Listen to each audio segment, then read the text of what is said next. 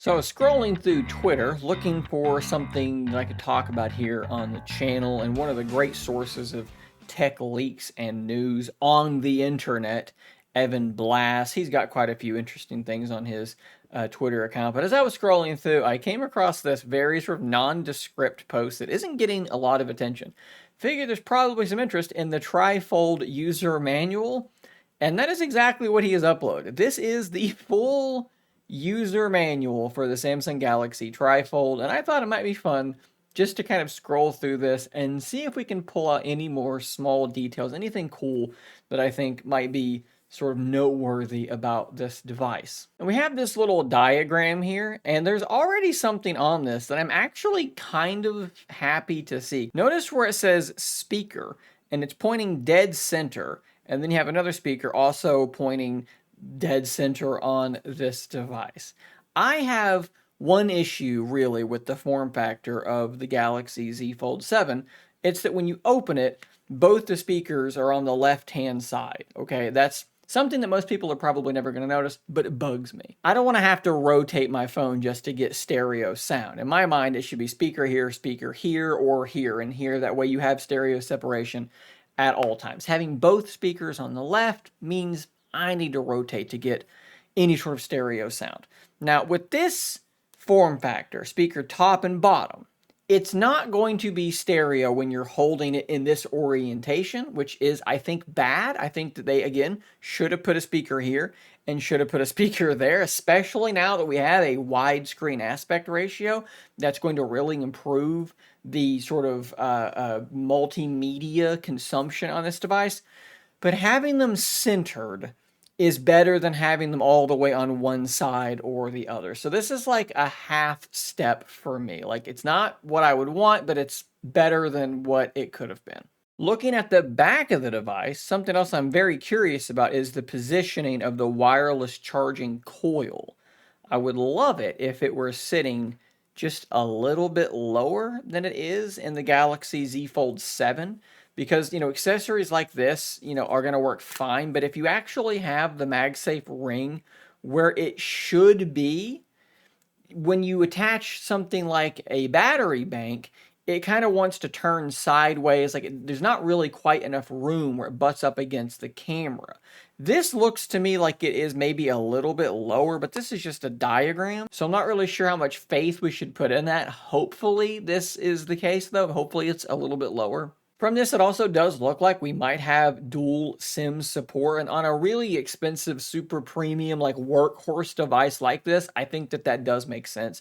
You can see here that they have on this one SIM tray 2 different nano SIMs being used, and I'm super happy to see Samsung leaning into this. We're not doing what the Pixel 10s are doing, where there's no SIM slot in the US. We're not going the iPhone route. Like, let's keep physical SIM cards around as long as possible for people like me that switch phones all the time. Happy to see that. This is something else that might get missed by a lot of people. It does appear that they're going to be shipping this thing with a carbon shield case.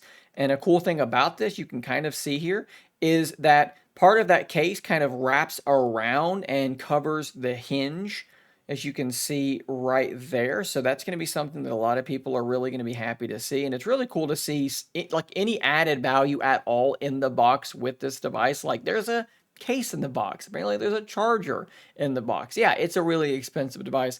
Those things probably should be there. You guys might remember a while back I talked about how we're seeing the first leaks of One UI 8.5 on the Z Fold 7, and that is revealing all kinds of like floating window type things. You can see the quick settings floating instead of being full screen. If you swipe down on the right, it's kind of on the right. You can swipe in the middle or on the left-hand side, and it kind of just floats on top of everything. We're seeing something kind of like that reflected here in this user manual. This is supposed to be the notifications, and this really, at first I was like, this looks like the normal notification tray, but if you scroll down where they talk about the quick settings, there it is floating off to one side, and that is exactly what we are seeing here. As you can see right there, swiping down on the right-hand side gets you that look. Now, typing on this thing is something maybe you haven't thought about, but it's so wide that the keyboard is going to be kind of strange. Now, we've had split keyboards for a while, and this is going to be very much like the split keyboard you would have on like a Galaxy S Tab, something like that, with a very, very large gap in the middle. Obviously, this is Samsung's keyboard where they have their AI functions and so forth. But if you wanted to kind of have a visualization of how far apart those keys would be in the split thumb typing mode, there you go. We also do have a look here at the camera's interface as well, and this is, I think, fairly straightforward. You do have your different lenses or your zooms way over on the left-hand side, quick controls, shooting modes list at the bottom, your shutter key, your previews, and then some other options on the right-hand side. If you rotated it, man, that's a really large canvas to get the screen to be more of a full screen preview of your photo. It's going to be odd taking photos with this thing completely unfurled. And we do have a list at your zooming levels here. You may also remember that there was an animation that leaked from One UI that showed 100x zoom on a TriFold device. Well, we can see here that that's just not the case. That was probably just an error in the animation. This thing's going to peak at 30x, just like the Galaxy Z Fold 7. It's the same camera setup, so that's what's happening. There's no like extra AI sauce on top to make that go to 100x. 30x is going to be your limit. And of course, you can still use the cover display to take a selfie. It's going to work exactly the same. You're just going to have a kind of blank space over there on the other side of the device, but that will work just fine. I wonder if you could actually fold this piece around and be kind of out of the way and then hold it and be able to easier access the shutter button. If it has to be completely open to do that, you're not going to be able to really reach your thumb across to get to that. So you're going to have to kind of hold it in an awkward way. It'd be cool if this part could be closed. And of course, this is a tablet, so they do show some different applications being used, like the Gallery app, and you can see how much screen real estate you have there. Even with this little side hamburger menu pulled out, there is still basically an entire Z Fold 7, a little bit, maybe even more than a Z Fold 7 worth of screen real estate there with this menu opened up. I would have loved to have seen them go a bit more in depth about multi-window and pop-up view, but this is really just about it. We have seen that you can run 3 apps at the same time, all on screen at once.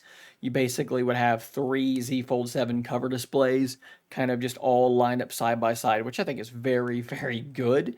And you can also, of course, do the pop-up view also. They also do mention Samsung DeX, but there's really not a whole lot else being mentioned here in that section, like nothing kind of demonstrating what that's going to look like. But we've kind of already seen it in some other videos anyways. It would have just been cool to have seen it here as well. So guys, I think there are actually a couple of kind of interesting things in there that were worth looking at. I'll put a link in the description down below to the tweet from Evan, so that if you want to go check this out, he's just uploaded it to Google Drive. You can scroll through it and see if you can find anything cool as well. If you do find something, drop it in the comments down below. It's a long document. It's 174 pages. So hopefully you'll excuse me for not going through every single detail on this thing, because there's a whole heck of a lot. But like I said, if you find anything cool, do drop it in the comments down below. Thanks for watching. Subscribe for more content like this, and until next time, stay nerdy, my friends.